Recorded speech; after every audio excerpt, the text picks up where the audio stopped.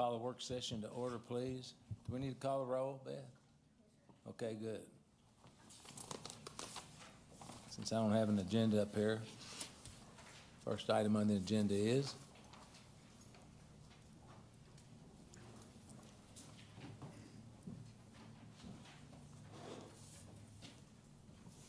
second item is leaf season update. Caleb Gray, sanitation manager. Please. Good afternoon, Mayor, Commissioners. My name is Caleb Gray, sanitation manager. I'd like to give you a brief presentation on what leaf season is going to look like this year, kind of what to expect. We will start leaf season this coming Monday, October 18th. It'll run through February 15th.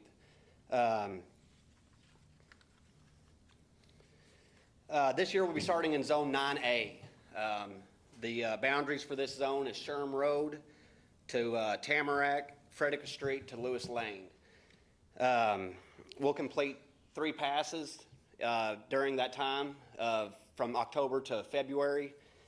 All 6 trucks work in the same zone, so we'll go 9A to 9B and so on and so forth until it's completed. So there won't be a scenario where we've got 1 truck in 9, 1 in 10. It seems to run more efficiently that way. Some of our target dates that we strive to hit, first pass we hope to be done with on November the 10th. Second pass, December the 15th. And the third pass typically ends the 2nd or 3rd week of January. Of course, these dates are not set in stone. It's just kind of goals that we've set for ourselves. Obviously, weather is a big factor in all of this. We're at Mother Nature's mercy there. 3 methods of our disposal is, obviously, we've got the vacuum leaf collection there with the 6 trucks. We got 3 men per truck. The bag leaves, we collect all year long. On the residents' trash day, we'll collect the bag leaves, whether they're in a bag or a can. The third one is we have 6 orange dumpsters on the northwest corner of the parking lot at the sports center that the residents can dispose of their leaf bags in it. The community awareness, the sanitation department, we contact the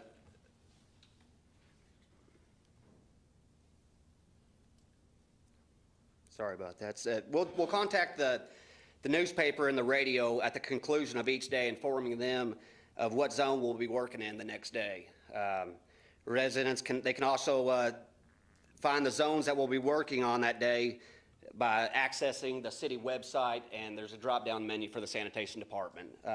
You can punch in your address, and it'll tell you what leaf zone that you are in.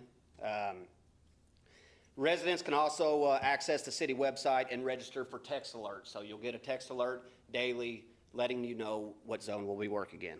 And as always, they can contact City Action 687-4444.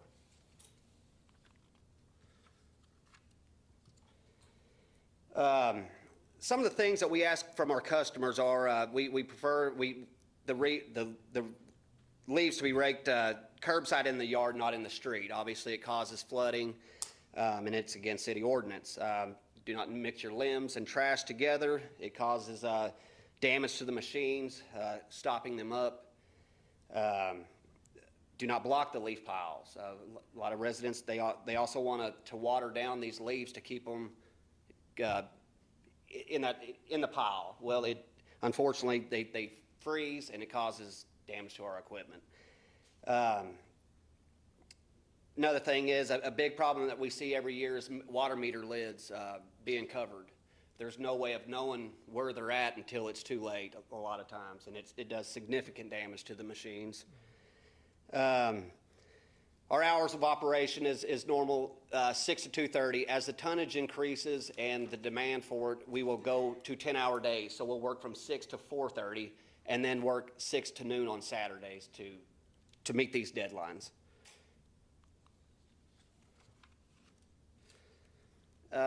Some numbers to go by. Last year, we collected 1.9 million tons. pounds, I'm sorry, 980 tons, which is equivalent to 1.9 million pounds. 2019 was 1,683 tons, 3.3 million pounds. And 2018 was 1,602 tons, 3.2 million pounds. So it's pretty significant as far as the tonnage and how much we collect and how efficient we are at it. We typically meet these deadlines, it's really it says a lot about the guys and the commitment, and I've been with the department for a little over 10 years, and this has been a seamless transition from limbs to leaves. It's really a credit to the department and all of the employees that are a part of it. That concludes my presentation. I'd like to thank you guys for your time, and if you got any questions or concerns, I'd be glad to answer them.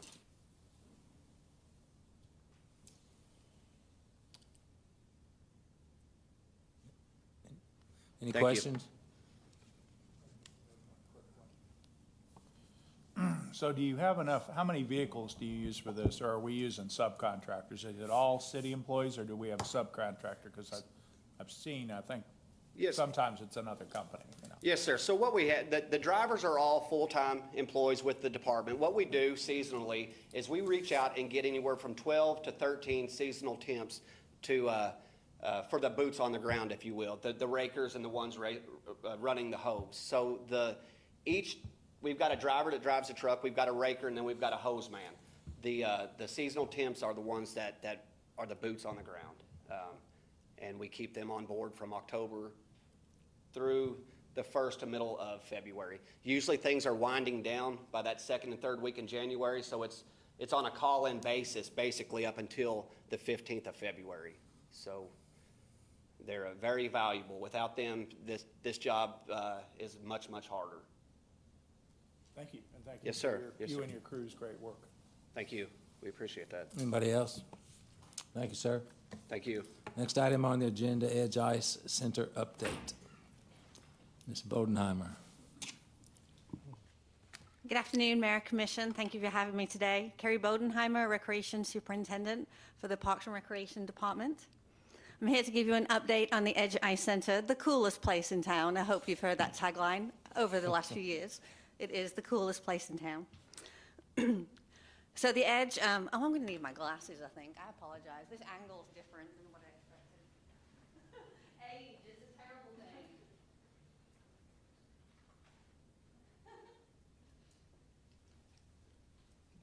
There we go. Sorry about that. The Edge we opened in 2009. The facility is now 12 years old. I don't know where the last 12 years have gone to, actually. It replaced the former Edge Ice Arena, Owensboro Ice Arena, that was built in 1963, sat behind the Sports Center, and now we're in front of the Sports Center. It's staffed by 2.5 staff, a recreation facilities manager, which is a new position, and thank you for funding that in the budget. It's greatly appreciated. A recreation facilities specialist and a recreation specialist. The recreation specialist splits their time between the Owensboro softball complex, March through October, and then the Edge Ice Center during November through February. Approximately 34 non-full-time staff members, which are basically intermittent staff, supervisors, recreation facility workers, and day camp staff. And then we're open 350 days per year. So oftentimes the misconception is that it's only for the hockey and figure skaters in town, or it's wintertime only. People only think of ice skating during the winter, or it's, oh, if you know how to skate, but what if you don't know how to skate, I don't go to the Edge. So what are we really? Well, we're one of only 4 ice arenas in the state of Kentucky. There are 2 in Lexington and 2 in Louisville, sorry, and 1 in Lexington. And we are the only municipal ice arena in the state of Kentucky. We have a direct impact last year, 2021, and as we know, 2021 was not a normal year, of $193,904 and an indirect impact of $310. And that's primarily brought in through our youth hockey, the travel hockey programs, and the games and activities that they do. In addition, we host an ice skating competition, but that number is not included there because that wasn't hosted last year. But in addition to that, some of the things that we don't often think about, we're a workforce development for the community youth. We hire, train, instill work ethic, customer service skills, and create self-confidence. So the 16, 17, 18, 19, 20-year-olds in our community, we take them in, bring them under our wings, and hope to send them out to be engaged members of the community. We host school fundraisers for family resource centers throughout the year. Again, not COVID, outside of COVID, but a great place for our school resource centers. We're a safe place for juveniles and affordable, family-friendly fun throughout the year, and we provide a unique activity for those with special needs. We have hosted the clients from the Wendell Foster Center, and many of the elementary schools with their special education groups come to the Edge and able to have a really enjoyable time there. Public skating is one of our main programs, obviously. Admission, skate rentals, and groups. Budgeted revenue this fiscal year is $113,000. Weekend sessions go throughout the year. Those are primarily Fridays, Saturdays, and Sundays. We do additional school break and holiday sessions when the children are out of school. Admission and skate rental ranges from $4.50 to $7 an hour. And of course, our prime season is mid-October through March. General attendance, as you can see those numbers last year, significantly lower, obviously, due to COVID and less amount of public sessions that were offered. Birthday parties is one of the programs that we do. We introduce new members of the community to the facility. They may never have been to the Edge before. They may not know that we have hockey, figure, learn to skate classes. So our birthday parties is, number one, a great source of revenue, as you can see, but it also brings in new guests to the facility. We do these year-round. We have private rooms, and they are hosted during our regular public session hours. So it's not an extra. We do private rentals for those. Speaking of private rentals, these are times then when we're not open for our public skate hours. So perhaps on a Saturday when we have public skate in the afternoon and we have public skate in the evening, then those 2 to 3 hours in between, it's not just dead time, then it's either used for our youth hockey program for their games, or we rent it out for private rentals. Church groups, family parties, corporate events, and holiday parties would normally be very popular. In fact, Ameriprise Financial has annually hosted their holiday event for their customers, and they bring in over 250 guests. In addition, this past spring, we hosted the Owensboro Catholic School System's Daddy-Daughter Skates, which was an awful lot of fun. They had 250 attending there too. Again, Wendell Foster clients come for outings throughout the year, and of course, school groups and PE classes. And oftentimes, we can average 20 different schools throughout the year and close to 3,000 students that come and participate at the Edge Ice Center. Our Learn to Skate program, of course, it's always more fun to skate if you know how to skate. And so we do Learn to Skate programs throughout the year. We follow the program by the Ice Skating Institute, also known as ISI. Classes are held weekly, ages 3 through adult, so any of you wanting to find a new activity, come on over. Classes start this evening and we can still sign you up. But all ages, all abilities, and again, that thought is for those students to then progress into the hockey and the figure skating groups. Our special events, and our staff have as much fun during our special events as the members of the public do, and definitely missed hosting these last year, so we're excited to get these back on the calendar. Halloween glow-in-the-dark skate party, Frozen, Experience the Polar Express, New Year's Eve glow, which we started a few years back and has tremendous numbers. We do a Star Wars glow and a daddy-daughter princess skate. So again, the special events is another way to open the doors to the community for people that wouldn't normally think about going ice skating. It's that new experience for them. They come in, they have a great time, and then again, we hope that they transition into the skate program, the hockey, the figure skating, or just become, hey, this is a great activity to the family every weekend, let's go ice skating again. Our Owensboro Youth Hockey Association was established in 1971, so clearly they skated at the old ice arena prior to coming over to the Edge. They have recreational and travel programs. We like to definitely ring the bell a little bit for our Rampage High School team. They have won the state tournament 4 times now, back in 2012, 16, and then back-to-back championships in 20 and 21. And then last year really was a banner year for the program because in addition, our Puck Hog Pee-wees, which are like the 14 and under team, they won the Mid-America State Tournament and represented Kentucky at Nationals in McKinney, Texas. So we had 2 teams from the Edge Ice Center, both represented at the national events last year, which was definitely something to be proud of. Again, economic impact numbers are stated there. We also host the Kentucky High School Hockey League State Tournament. We've hosted it 3 times now, and we are in a rotation with the Louisville and Lexington arenas and bringing in that event. And then we partner with the Youth Hockey Association to little programs that we do, such as Little Preds or Try Hockey for Free. We're definitely a great partnership with that group. We understand that hockey is one of our biggest customers, obviously, and so what we can do to help bring in new members to that group and ensure that that group continues to grow obviously benefits the Ice Center as a whole. The Owensboro Figure Skating Club, they've been in town since 1964.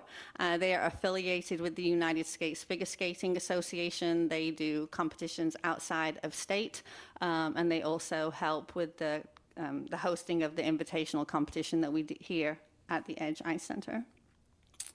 Speaking of the annual figure skating competition, we will host this in March. We typically attract up to about 150 competitors from 8 to 10 teams. Tennessee, Illinois, Indiana, Alabama, and Ohio are typically the states we attract those skaters from, an estimated economic impact of $146,000. Summer Skate Camp, the coolest camp in town. This is one of the best ways to use the facility during the summertime because obviously it's not a main attraction for skating for the general public. So the Monday through Friday, 7:30 a.m. to 5:30 p.m., come on over any day if you want to hang out with a great group of kids, ages 5 through 13. They split it into groups of hockey, figure, skating, and recreational skating. And during the morning times, they're very focused on their skating skills. They do off-ice and on-ice activities, depending on their discipline. But then in the afternoons, it's a summer day camp program. We go on field trips, we go swimming, we play at the park. We just have a really great time. It started in 2013 with 25 young campers, and we've since grown it to 125, which is basically what we max out at. Obviously, this past year, fewer numbers because of COVID. We had to restrict those numbers, but we still had 65 registered. And this positively impacts the bottom line of the facility every fiscal year. It's a great program, and it brings in members to the hockey and the figure skating club if they're not already members. So what are the future goals of the Edge Ice Center? Obviously, to continue to be the coolest place in town. How do we do that? So we focus on growing and improving partnerships within the community, whether that be the schools, the churches, the local organizations. Continuing to assist our youth hockey and figure skating groups to grow their user base and increase public awareness, and introduce new recreational leagues, perhaps some broomball or some curling, may entice you some. I see Commissioner Sanford nodding his head. He's going to come do curling and not learn to skate, but that's okay. And then we're going to increase public awareness of the facility, programming, and options to participate. So just constantly getting the word out there. The Edge Ice Center, all is the coolest place in town and a great place to spend time with your family. So how are you going to keep in touch? Well, of course, the Edge's phone number is listed. Owensboro Parks and Recreation on our Facebook, Twitter, and owensboroparks.org for all of our upcoming programs. That concludes my presentation for the day. If you have any questions, I'd be happy to answer them. Any questions? Commissioner Glenn? Just a quick one. So I saw the hockey program is tremendous, as is the ice skating one. Do we have a girls' hockey team? I saw the pictures that look mainly like boys, and I know about the high school team. Yeah, not currently a dedicated team for girls. They have previously had one, but the Owensboro Youth Hockey, all of the teams, they are co-ed. There are several young ladies that play, and they like to sport their pink hockey laces and their pink gloves, Commissioner, just so the coaches can identify them on the ice. But we have several young ladies that are part of the hockey group. Okay, and then I apologize for being completely ignorant. briefly broom ball. What is that? I know Broom what ball. curling is. I've seen Yeah, it. broom ball is, think hockey, but obviously no pucks or sticks. And it's a big orange ball and a wooden, it's got a rubber head.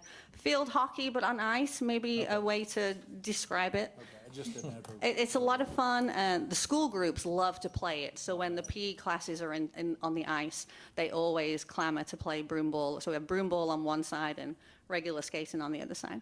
All right, last question, and then I'll be quiet. The Predators, you mentioned the youth Predators group. Are they still coming and doing, I think they did training one year. They came out and did a class. Do we still have that kind of relationship with Yeah, the that wasn't, Nashville Predators? the Swanda, the Evansville Icemen would come over and do some blue and white scrimmages. The Thunderbolts have not done anything like that. But the Little Preds the NHL as a whole has all of their subsidiary teams have a learn to play hockey. And so ours is called Little Preds.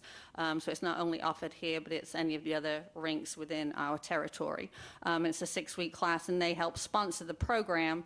The children, it's a great program. They get an entire set of gear, skates, bags, everything, and 6 weeks of instruction. But the alumni players will come in a couple of times and work with the children.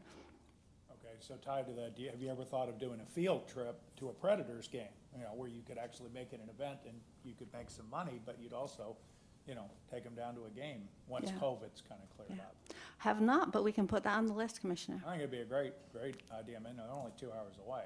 Right. And I know, obviously, with our youth hockey base being here and they are 2 hours, the Predators are, the home team, so to speak. So I know the local families will often go there. Thank you. Thank you. Commissioner Maglinger. You were talking about was it the state tournament that rotates? Yes. Is that every 3 years, or It's does Louisville held- get it twice because they No, got two rinks? it's held every year, but Louisville has hosted it, Lexington hosts it, we host it. so So, that and then, Louisville- and Evansville is also in the league as well. I know they're Indiana, but that's okay. So Louisville doesn't get it twice because they got 2 rinks. Correct. Okay, thanks. You're welcome. Anybody else? Just a quick comment, Mayor. Commissioner Sanford. Carrie, I just wanted to, the feedback I get from the community, you guys are doing a great job. And I just Thank want to you. let you and your staff know that from people in the community, and I've talked to some people from outside the community, how much they enjoy what we do here. So I just wanted to thank you for that. Thank you. All right.